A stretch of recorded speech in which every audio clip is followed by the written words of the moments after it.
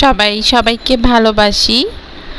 আর এই ভালোবাসার মানে এই না যে আমরা আমাদের নিজেদের অস্তিত্বকে বিলীন করে ফেলব, নিজের যে বিশ্বাসটুকু, নিজের যে সম্মানটুকু আছে সেটুকু হারিয়ে ফেলব। নিজের অস্তিত্বকে হারিয়ে নিজেকে অসম্মানিত করে নিজেকে বিলিয়ে দিয়ে ভালোবাসা আসলে উচিত না। ভালোবাসতে হবে এভাবে যেখানে দুজনেরই সম্মান বজায় থাকবে। ভালোবাসার মানুষ যখন একে অপরকে ছোট করে কথা বলে, কটাক্ষ করে কথা বলে, তখন সেক্ষেত্রে কি করবেন? সেক্ষেত্রে করণীয় হচ্ছে সে কটাক্ষকে ইগনোর করতে হবে, শক্ত হাতে দমন করতে হবে। তাকে মেরে বা পিটিয়ে নয়, তাকে উচিত জবাব দিতে হবে। যে আপনাকে ছোট করে কথা বলবে, যে আপনার সম্মানে হানি করবে, আপনি তার জন্য করে যাচ্ছেন, তাকে ভালোবাসছেন, তার সম্মানের চিন্তা করছেন, কিন্তু সে একবারও আপনার চিন্তা করছে না। সে আপনাকে কটাক্ষ করে কথা বলার ক্ষেত্রে বা আপনাকে অসম্মান করার ক্ষেত্রে কখনোই সে একটু পিছপা হচ্ছে না।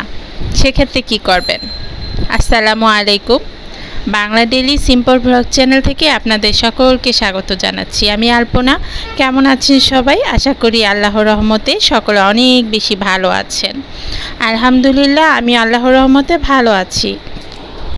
জীবন চলার পথে আমরা এরকম অনেক মানুষ দেখব যারা সুযোগ পেলেই সুযোগ সন্ধানে, যারা সুযোগ পেলেই মানুষকে ছোট করে বা অসম্মান করে, বা নিজেকে বড় বলে পরিচিত করায়, বা নিজেকে খুব একটা বড় কিছু ভাবায়, বা অন্যকে ছোট করে নিজেকে বড় ভাবার চিন্তা ভাবনা করে। এই ভাবনা বা এই চিন্তাগুলো পুরোপুরি অনর্থক। আরেকজনকে ছোট করে নিজে কখনো বড় হওয়া যায় না। এটা আমি কেন বললাম? আসলে আমরা নারীরা সব সময় না ধৈর্যশীল, অনেক ধৈর্যশীল। আবার আমরা কিন্তু ধৈর্যের সীমা পার করে ফেললে তখন কিন্তু আমরা উচিত জবাব দিতেও বাদশাদি না। তো আমি সেই কথাটাই বলছি।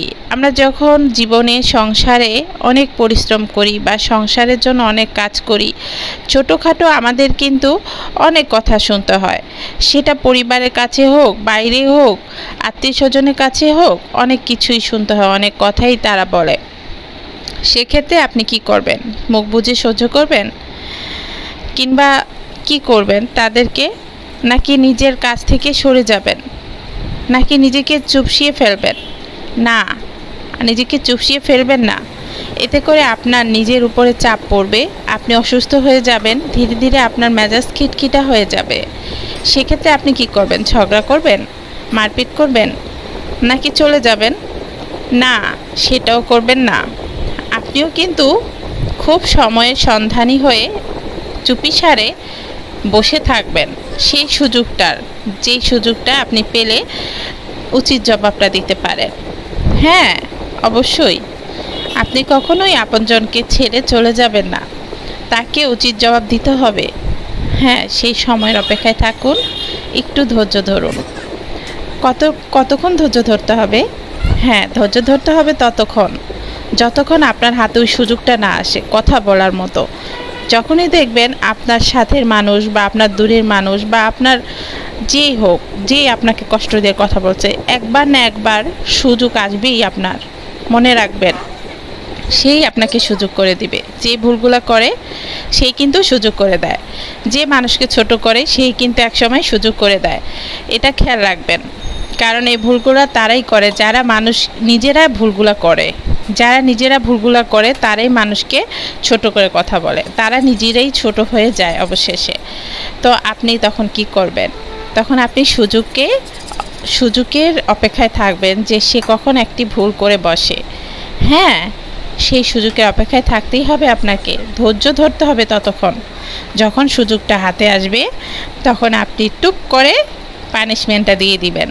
কিভাবে পানিশমেন্ট দিবেন সে কথাটাই আপনার জবাবটা দিতে হবে, যে আমাকে আপনি এই কথাটা কেন বলেছিলেন, এই কথাটা আপনি বলা ঠিক হয়নি। এটা যদি আপনি বলতে না পারেন তাহলে আপনি কিসের মানুষ? আপনি যদি মানুষ হন, অবশ্যই আপনার নিজের আত্মমর্যাদা বোধ থাকতেই হবে। আপনার নিজের আত্মমর্যাদাকে, আপনার নিজের সম্মানকে রক্ষা করতেই হবে।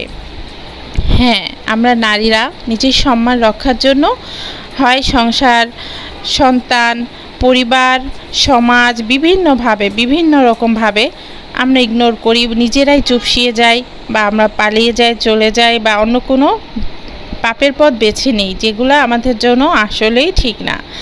আমরা সব সময় খেয়াল রাখবো আমাদের জন্য আরেকজনের যাতে ক্ষতি না হয়। হ্যাঁ, আমি যদি আরেকজনের কথা শুনি, আরেকজন আমাকে কষ্ট দেয়, আমাকে দুঃখ দিয়ে কথা বলে, তখন সেক্ষেত্রে আমি কি করব? সেক্ষেত্রে আমি সেই কথার জবাব দিতে হবে। যে কথাটা সে আমাকে বলেছিল, ভুল বলেছিল, তাকে বুঝিয়ে দিতে হবে, যাতে সে নিজের বুঝতে পারে, নিজের ভুলটাকে সে শুধরাতে পারে। সেই সুযোগটা আপনার করে দিতে হবে।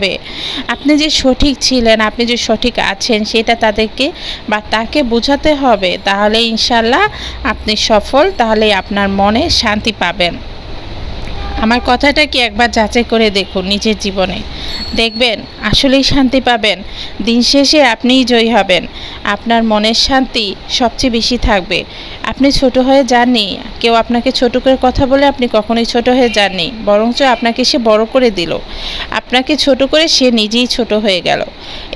এটাই খেয়াল রাখবেন সব সময়। আপনি সব সময় এটাই খেয়াল রাখবেন। আমরা মেয়েরা সব সময় এটাই ভাবি যে হ্যাঁ, আমাকে কেন এই কথাটা বলল, আমি এটার উচিত জবাব তো দিতে পারলাম না, তাহলে আমি কি করব? তাহলে আমি রাগ করে বসে থাকবো, আমি এটার কোনো জবাব দিতে পারছি না কেন? আসলে রাগ তো করতেই হবে, আমরা কি রাগ ছাড়া? তারপরে রাগটাকে অবশ্যই দমিয়ে রেখে কিছুক্ষণ অপেক্ষা করুন। 1 দিন, 2 দিন, 3 দিন, 1 ঘন্টা, 2 ঘন্টা, 3 ঘন্টা, হ্যাঁ, সেই অপেক্ষায় থাকুন। ইনশাল্লাহ আপনার সেই সুযোগটা চলে আসবে। আপনি যখন বলতেই পারবেন যে তুমি আমাকে বা আপনি আমাকে এই কথাটা কেন বলেছেন, এই কথাটা আপনার বলা উচিত হয়নি, এটা বললে আপনি নিজে ছোট করেছেন। আপনি যখন এই কথাটা বলতে পারবেন আপনার মন থেকে, আপনার বুক থেকে, দেখবেন একটা পাথর বা একটা বোঝা চলে গেছে, এবং তার সাথে আপনার একটা মিউচুয়াল হয়ে গেছে, তার সমাধানটাও হয়ে গেছে। সে কিন্তু আপনাকে খারাপ ভাববে না যদি তাকে সঠিকভাবে তার ভুলটাকে ধরিয়ে দিতে পারেন। বন্ধুরা, অনেক কথাই বলে ফেললাম, কথাটা বলতে যে আমার একটুও বাঁচেনি, কারণ হচ্ছে এখন অনেক এক্সপিরিয়েন্স হয়ে গেছে এই সমস্ত বিষয়ে। সাংসারিক বিষয় বলেন, সামাজিক বিষয় বলেন, বা যে কোনো বিষয় বলেন, ইউটিউবিং করে বা যে কোনো সামাজিক পরিস্থিতিতে পড়েই আমরা বিভিন্নভাবেই এক্সপিরিয়েন্স হয়ে যায় আমাদের মনের ভেতরে, আমরা শক্ত হয়ে যাই বা মনটাকে অনেকটা শক্ত করে ফেলতে পারি। কিন্তু অনেক এমন নারী আছে যারা কিন্তু মনকে শক্ত করতে পারে না, তারা কিন্তু একেবারে নিঃশেষ হয়ে যাচ্ছে, তিলে তিলে নিজেকে হয় শেষ করে দিচ্ছে, না হলে খারাপ পন্থা বেছে নিচ্ছে, না হলে সংসার, সন্তান, পরিবার বিভিন্নভাবে ছেড়ে চলে যাচ্ছে। একটুখানি ধৈর্য ধরলেই কিন্তু আমরা নিজেদেরকে শুধরাতে পারি, আরেকজনকেও শুধরাতে পারি। আপন ভালোবাসার মানুষ হোক, সে পরই হোক, কিন্তু আমরা সবাইকে এতটাই আপন করব না যে নিজেকে নিঃশেষ করে দিব না। নিজের ব্যক্তিত্বকে, নিজের সম্মানহানিকে নিজেরা বেছে নিব না। নিজের ব্যক্তিত্ব, নিজের সম্মানকে উঁচু রাখতেই হবে আমাদেরকে। আমরা নারী, আমরা সব কিছুই পারি, আমরা পারবো না এমন কিছু নয়, এমন কিছু নেই পৃথিবীতে। আল্লাহর রহমতে আল্লাহ আমাদেরকে সবাইকে অনেক ক্ষমতা দিয়েছেন, অনেক ধৈর্য দিয়েছেন। তো বন্ধুরা, ভিডিওর যে মূল টপিক সেটাই বলতে ভুলে গেছি। আমি আমার যে মেশিন, সুকানি মেশিন, সেই সুকানি মেশিনটার ভেতরে চিকেন ফ্রাই থেকে শুরু করে সব কিছুই করি এখন। কারণ হচ্ছে আমি যদি এটা চুলায় করি, চুলায় হবে, কিন্তু আসলে অল্প টাইমে হবে না চুলায়, আর 2 সাইড হতে গেলে তো বুঝেন অনেক তেলের দরকার হবে। কম তেলেও চিকেন ভাজা যায় চুলায়, কিন্তু তারপরে মেশিনটার মধ্যে ভাজলে একটা অন্যরকম স্মোকি ভাব আসে, আর খেতেও ভালো লাগে। আমি আসলে মেশিনটাকে অনেক যাচাই বাছাই করছি, বুঝতেই পারছেন, নতুন মেশিন কিনেছি, আর মেশিনটাকে যাচাই বাছাই করতেই হবে, বুঝতেই হবে যে এই মেশিনটার ভালো বা খারাপ কোনো রিভিউ ইউটিউবে আমি এখনও পর্যন্ত পাইনি। বিশেষ করে বাংলাদেশের কোনো চ্যানেলে মানে এ পর্যন্ত সুকানি ব্র্যান্ডের ভিডিওগুলো আমি পাইনি অ্যাভেলেবেল। তারপরও আমি খুব সাহস করে এই ব্র্যান্ডের জিনিসটাকে কিনেছি, এটা বাইরের ব্র্যান্ড, তারপরও সাহস করে কিনেছি। আমাদের এখানে কোনো বাংলাদেশে এটার কোনো শোরুম আমি দেখিনি। এটাকে কিনেছি দারাজ থেকে বলতে পারেন, আবার দারাজের বাদেও বলতে পারেন। কারণ হচ্ছে যখন আমি দারাজে এটাকে কেনার জন্য মানে অ্যাড করেছিলাম কার্টে, তখনই আমার সাথে এক লোকের মানে যার এটার মালিক বা যে এটাকে বিক্রি করবেন সেলার, সে আমাকে ফোন দিয়ে বলেছে যে এটা যেন আমি দারাজ থেকে মানে যদি নেই তাহলে আমার টাইমটা একটু বেশি লাগবে, আমি যদি একদিনের মধ্যে চাই তাহলে অবশ্যই উনি আমাকে দিতে পারবে। তো এই কথাটা শোনার পরে আমি আসলে রাজি হয়ে গিয়েছিলাম, কারণ হচ্ছে রাজি না হয়ে আমার উপায় নেই, আমার এটার প্রতি একটা মানে আকর্ষণ কাজ করছিল। আসলে কিছু কিছু মেশিন বা কিছু কিছু জিনিস আছে যেটা কাজকে অনেক সহজ করে দেয়। আমি সব সময় এটাই খেয়াল করি, বাইরে অনেক টাকা পয়সা দিয়ে খাবার কেনা, রেস্টুরেন্টের খাবার, এক একটা চিকেন কিনতে গেলে 80 টাকা 90 টাকা 120 টাকা একটা চিকেন লেগ কিনতে গেলে আমার কাছে আসলে সহ্য হয় না। এভাবে টাকার আসলে ক্ষয় করাটা আমার পছন্দ না। আমি সংসারে নিজে যদি বানাতে পারি এরকম একটা মেশিন আমার দরকার। তো আমি সেই ক্ষেত্রে মেশিন কেনাটাকেই বেশি মানে পছন্দ করি। এতদিন আমি মিয়াকো ব্র্যান্ডের প্রতি অনেকটা আকর্ষিত ছিলাম। মিয়াকো ব্র্যান্ডে এরকম মেশিন আছে তবে 3টা আইটেম আছে, এরকম 7টা আইটেমের নেই। তো 8টা আইটেমেরটা আমি একবার অনলাইনে দেখেছি, কিন্তু পরবর্তীতে আর অ্যাভেলেবেল পাইনি, যার কারণে আর ওটাকে আর নিতে পারলাম না। কিন্তু 7 আইটেমেরটার মধ্যে 7টা ধরনের খাবার আমি বানাতে পারছি একটা মেশিন দিয়ে। তো সেক্ষেত্রে আমি এই মেশিনটাকে পছন্দ করেছিলাম।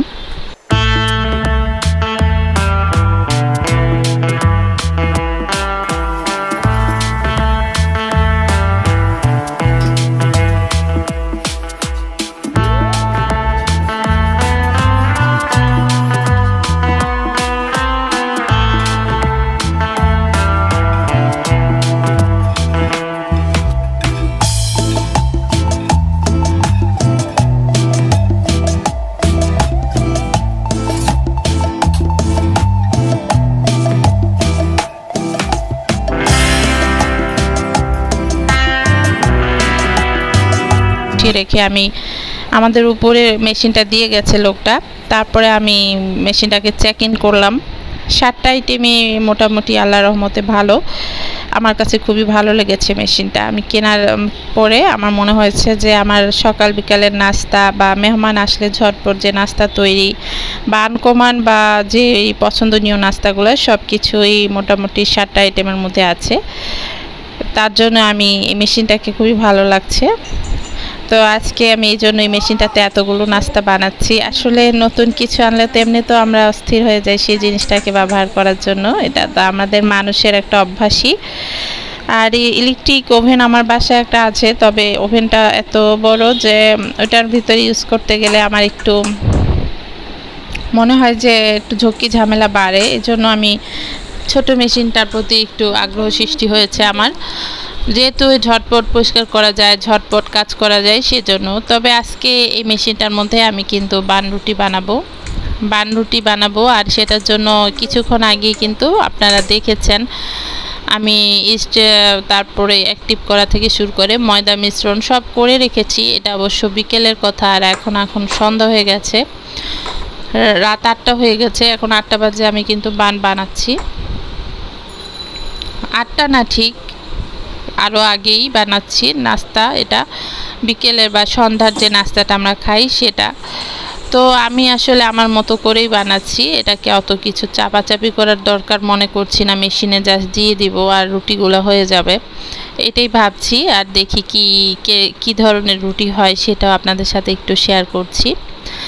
এই মেশিনের আরেকটা বিষয় আমার সবচেয়ে ভালো লাগে, সেটা হচ্ছে এই যে পার্টগুলো খোলার পরে ধোয়া যাবে, নিজের মতো পরিষ্কার করে আবার এটার ভিতরে ঢুকিয়ে কাজ করা যাবে। এই বিষয়গুলো আমার কাছে খুবই ভালো লেগেছে। তবে ইলেকট্রিক জিনিস যেহেতু অবশ্যই খুবই সতর্কভাবে কাজ করতে হবে, এই বিষয়গুলোকে ইগনোর করা যাবে না। কারেন্টের জিনিস সব সময় সাবধানে ব্যবহার করা উচিত, বাচ্চাদের হাতের নাগালের বাইরে। তবে এই সমস্ত মেশিন কাজ করলে অনেকটা আপনার কাজ সহজ হয়ে যাবে। ঝটপট নাস্তা বানানো, ঝটপট মেহমান আসলে তাদের আপ্যায়ন করা, এই বিষয়গুলো আপনার জন্য সহজ হয়ে যাবে। আশা করছি বুঝতে পেরেছেন। এই মেশিনটা আসলে অনেক উপকারী, আপনারা কিনতে পারেন। আমি যেহেতু 2-3 দিন হয়ে গেছে ব্যবহার করতে করতে, আরও কিছুদিন ব্যবহার করি, আরও একটু ভালো লাগুক বা আরও আপনাদের ভালো রিভিউ দিতে পারি, বা এটার ব্যাড দিক, খারাপ দিকগুলোও আপনাদের তুলে ধরতে পারি, সেজন্য সামনে আরও ভিডিও আনবো। তবে আজকে যেহেতু নাস্তা বানালাম, চিকেন সব কিছুই ভাজাভাজি করলাম। দুপুরবেলা আমার রান্না লেট হয়ে গিয়েছিল, যার জন্য 2টা চিকেন লেগ পিস বা 4টা পিস আমি এখানে ভেজে নিয়েছিলাম। এখানে একটা সুন্দর গ্রিলারের মতো আছে, বারবিকিউ সেট। তো সেই সেটের মধ্যেই সুন্দর ভাজা যায়, খুবই ভালো হয় ভাজলে। তো আমি এই যে, এটা কিন্তু বিস্কিট না, এটা বান রুটি বানালাম নাস্তা হিসাবে। সবাই মানে মাগরিবের সময়, সন্ধ্যার সময় খেয়েছি। এরপরে আর ভিডিও অন করিনি, ভালো লাগেনি শরীরটা। এরপরে সকালবেলায় বিছানার ধারে ঠিকঠাক করে নিয়েছি। এটা গেস্ট রুম, এই রুমেই আমি ঘুমাসি। এই রুমটা আমাদের একদম পূর্বমুখী রুম, আর সকালবেলা অনেক রৌদ্র হয়, সন্ধ্যা বা রাত্রে অনেক ঠান্ডা হয়। এটা হচ্ছে আমার পছন্দের গোলাপ গাছ। আসলে গাছগুলো আমার এত পছন্দের হবে আমি কল্পনাও করতে পারিনি। আমি কখনোই ভাবতে পারিনি যে আমি ফুল গাছ এত পছন্দ করি। এই 2টা ফুল গাছ কত সুন্দর কালারের ফুল হয়, এই যে হলুদ কালার, সাদা কালার, গোলাপি কালার, একটা গাছে এত কালারের ফুল হয়, আমি অবাক আসলে দেখে।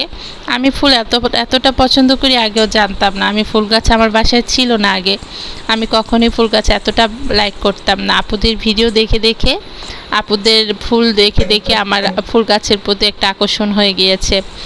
তো এখন থেকে ভেবেছি ফুল গাছই কিনবো। আর আমার যে গেস্ট রুমের যে টয়লেটটা আছে, আমি আসলে সব বাথরুমে কিছু গাছের ব্যবস্থা রাখি, এতে করে অক্সিজেনের আসা যাওয়ার ব্যবস্থাটা থাকে। দরজা লাগিয়ে রাখলে অনেকটা অক্সিজেন দেয়, আমার কাছে ভালো লাগে। পরিবেশ বান্ধব গাছ সব জায়গায় থাকলে। তো এটাই আমাদের গেস্ট বাথরুম, একটুখানি ডেকোরেশন এটা আগে থেকেই করা ছিল, পানি দিয়ে পরিষ্কার করে নিলাম সব কিছু। ভালো থাকবেন বন্ধুরা, আল্লাহ হাফেজ, আসসালামু আলাইকুম, ধন্যবাদ।